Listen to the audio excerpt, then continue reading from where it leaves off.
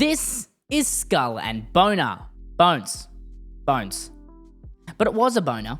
Skull and Bones was supposed to be a quadruple A game, the first ever according to Ubisoft. And, well, they were right. It did make you go, what? Skull and Bones was announced back in 2017 and was followed by delay after delay after delay. Some of us thought it would never come out. Some of us might have been happier if it never came out. Not me. Ubisoft sent me this cool pirate chest. Eventually, in February 2024, just over 1 year ago, Ubisoft presented the world with Skull and Bones, a multiplayer pirate fantasy game without sword combat, or really any combat outside of shooting your cannons at ships. 1 year after its release, there's sub 100 players playing on Steam, and to Ubisoft's credit, they are still updating it seasonally, with Year 2 being announced a few weeks ago, or a month ago. Time's getting away from me. There were rumors that this was because of some government deal, but I've got no actual confirmation of that, and I'll talk about that a bit later. Skull and Bones kicked off Ubisoft's horrible 2024, with it being such a disappointment that even the people who were most excited for it, me, only ended up playing for a few weeks. If that. Today's video, we're going to take a look at Skull and Bones 1 year later. We're going to take a look and see if it's gotten any better. Take a look at the updates that the small team left working on the game has brought to it. And most importantly, how Skull and Bones launched and immediately sank. Before we get to 2025, let's go back to E3, when that still existed, 2017.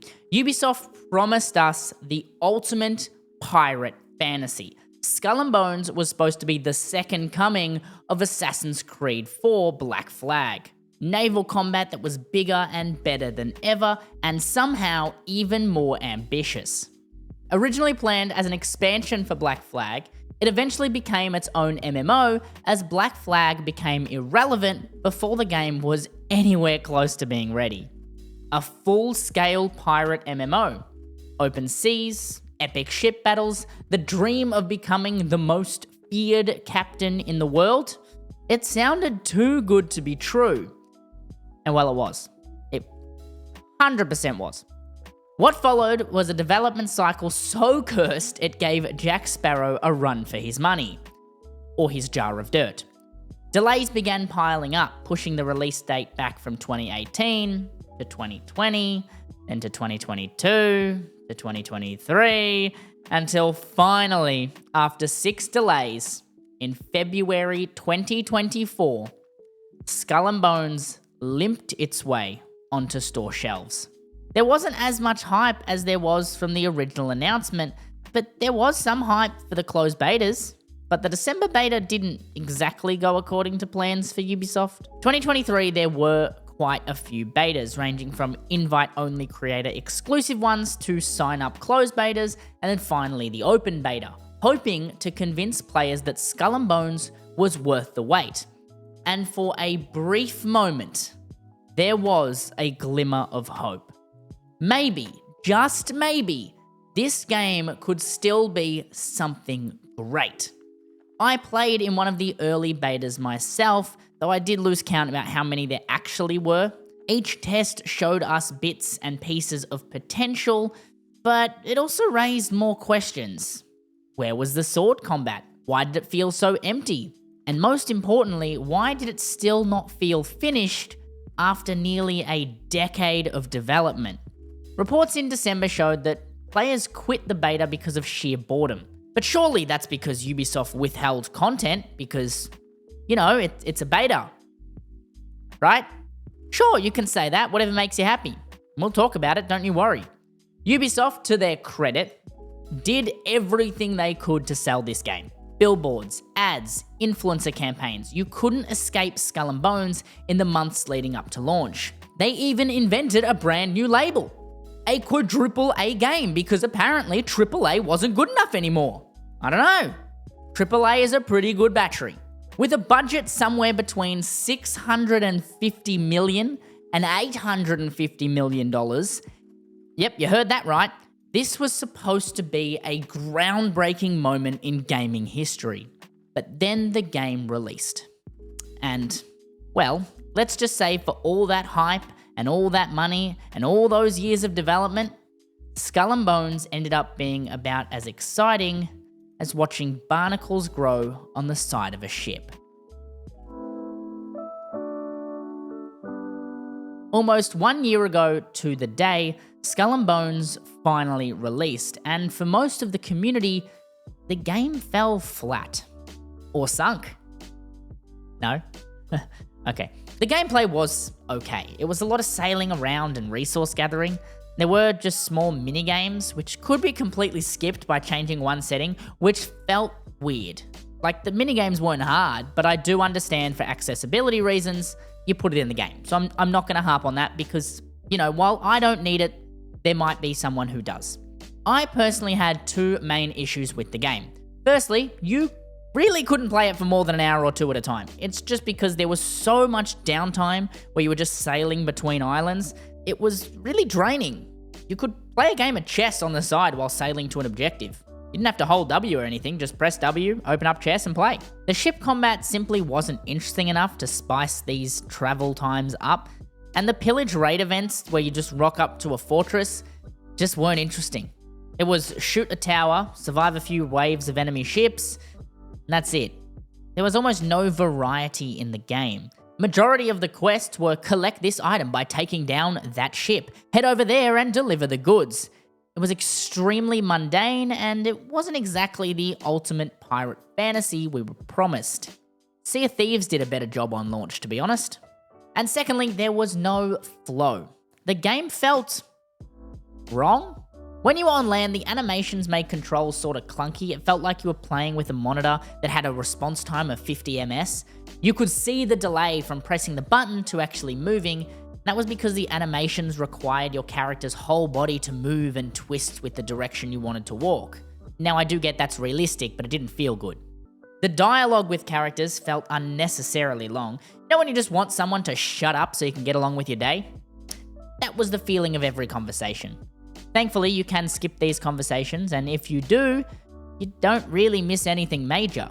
Just the information of what you're stealing and from who and why.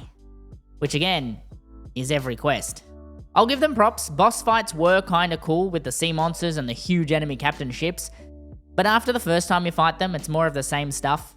There's no variety in the fights, and that's not Ubisoft's fault, it's the game. It's a ship sailing game, there's not really much you can do. It's not like you can make the ship just jump out of the water and use some cool new ability. You sail around the shots. You can't do anything. So 1 year ago, Skull and Bones launched in a disappointing way. We know that. And the game, technically, was flawless. There was very few bugs and glitches. The game itself was just extremely underwhelming, especially after all the hype that was generated over the years. But surely after 1 year, the game's gotten better, right? Well, let's take a look.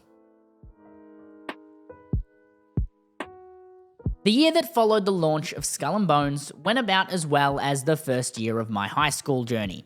Ubisoft wanted the game to succeed, and they tried absolutely everything to make that happen.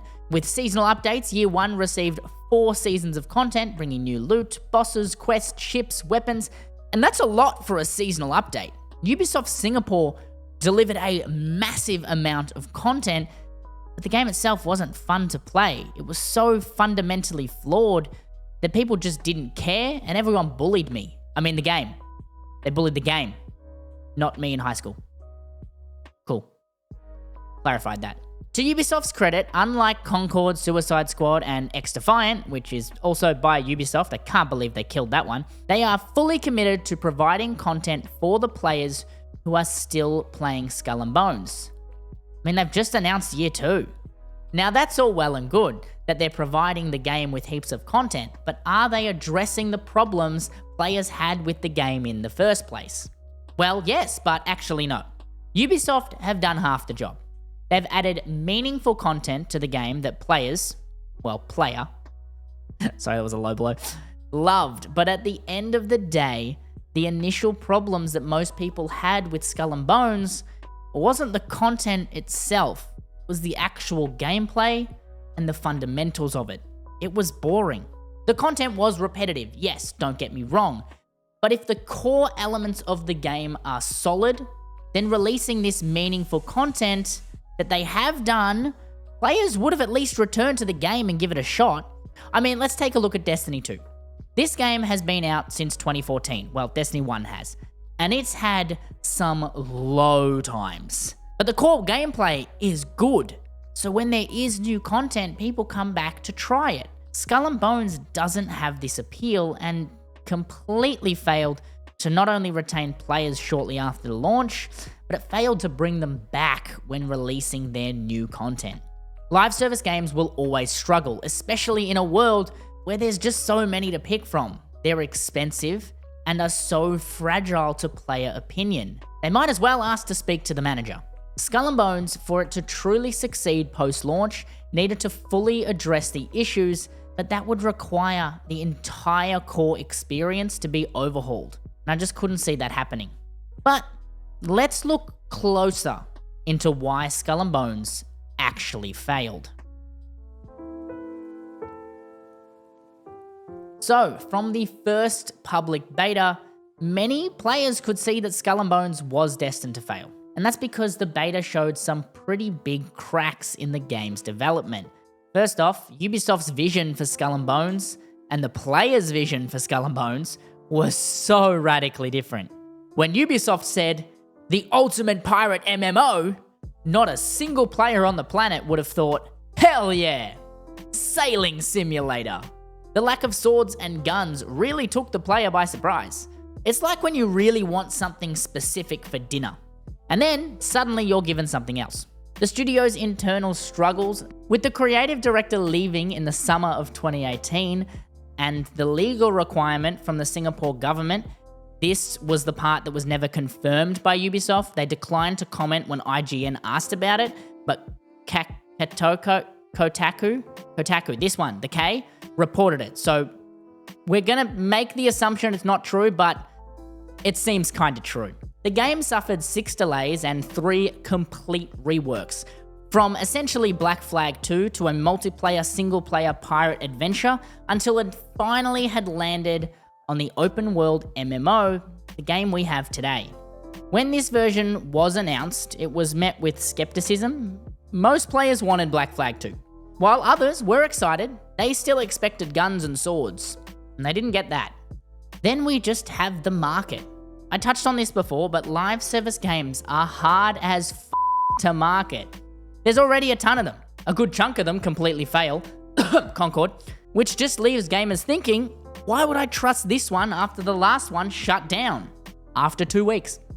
A live service game, no matter how well known the studio is, how big the IP, or how promising the game looks, will always be met with harsh criticisms and skepticism. Skull and Bones is a fundamentally flawed live service pirate MMO, which aims to please as many people as possible, but it satisfies literally no one. It's not a good pirate game. It's not a good sailing simulator. It's not a good MMO. It's not a good live service game, and it was destined to fail, which is incredibly disappointing. So, Skull and Bones' failure to meet anyone's expectations led to it being Ubisoft's biggest flop of 2024, and lead to one of the worst years in gaming for Ubisoft's history. Its poor player retention and reception, largely due to the fact that players wanted one thing, the game that was delivered was completely different. No matter how much post-launch content Ubisoft added each season, players simply weren't encouraged to come back and play because they didn't enjoy the foundation of the game, and it just didn't impress or satisfy any group of gamers. Skull and Bones 1 year later stands as Ubisoft beating a dead horse. Trying to revive this game without completely overhauling the core systems and mechanics won't get them anywhere. End support for Skull and Bones and give X-Defiant another chance instead. Please. I really enjoyed X-Defiant. A shout out to all the patrons that support my content across all of my channels. The bloopers for this video and all of my other ones are available there.